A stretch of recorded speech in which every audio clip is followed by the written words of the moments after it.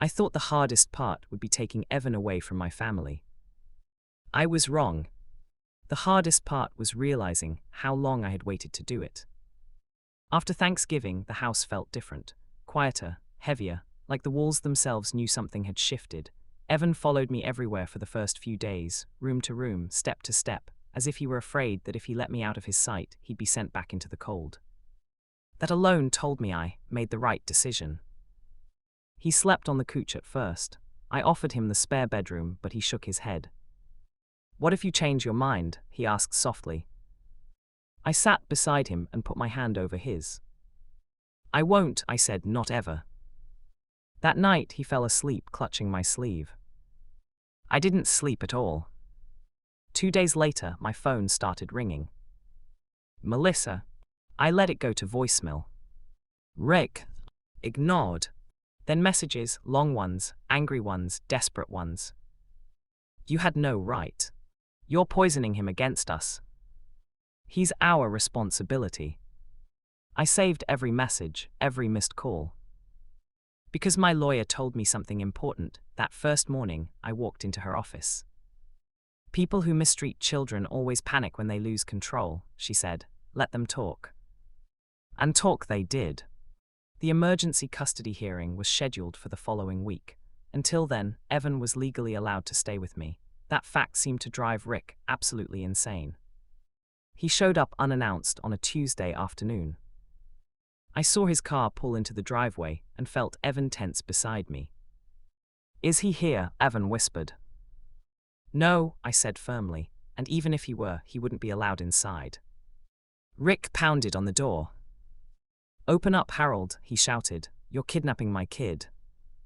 I opened the door just enough to step outside and closed it behind me. "You raise your voice again," I said calmly, "and I call the police." His face twisted with rage. "You think you won?" "I think Evan is safe," I replied. "That's all that matters." "You're old," he sneered. "You can't handle a kid full time." I smiled slightly. "Watch me." That night, Evan asked, "Am I in trouble?" "No," I said. "You're finally out of it." The day of the hearing arrived faster than I expected. Melissa wouldn't look at me in the courtroom. Rick stared daggers. The lawyer painted me as an overbearing grandfather, exaggerating a simple punishment. "A brief time outside," he said, "hardly abuse." Then my lawyer stood up. She presented photos, time-stamped, of Evan outside in the cold, medical records showing mild frostnip on his fingers, school reports noting his sudden withdrawal and anxiety, and finally, the messages Rick had sent me afterward. The judge leaned forward. "You thought it was appropriate," she asked Rick, "to punish a 10-year-old child by sending him outside in freezing temperatures?" Rick hesitated. "That wasn't the only incident, was it?" the judge continued. Silence. Melissa finally spoke. "We were trying our best." The judge looked at her kindly, but firmly. "Your best wasn't enough." When she granted me temporary custody, Evan squeezed my hand so hard it hurt.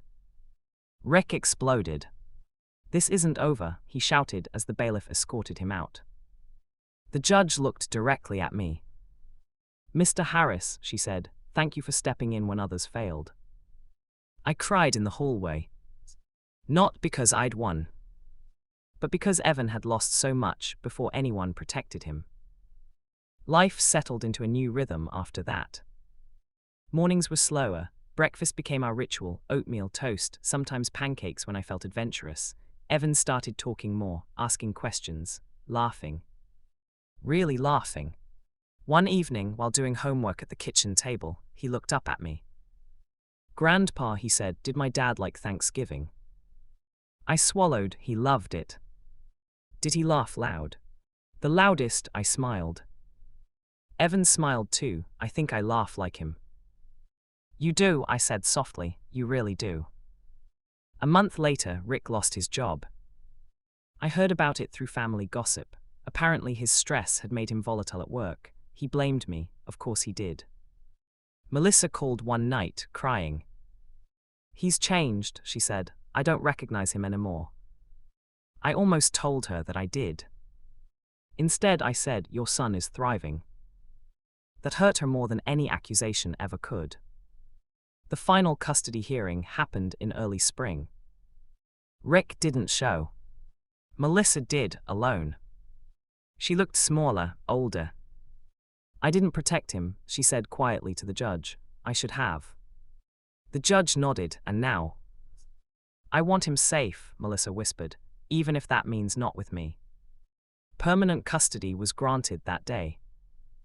Evan became my son in every way that mattered. The first Thanksgiving after that was quiet, no long table, no forced laughter. Just the two of us.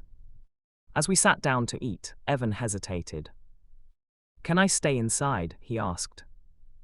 I laughed softly and ruffled his hair. "You never have to ask that again." We ate, we talked, we laughed loudly. And for the first time in years, Thanksgiving felt like what it was always meant to be. Family, not the kind you're born into. The kind that chooses to protect you.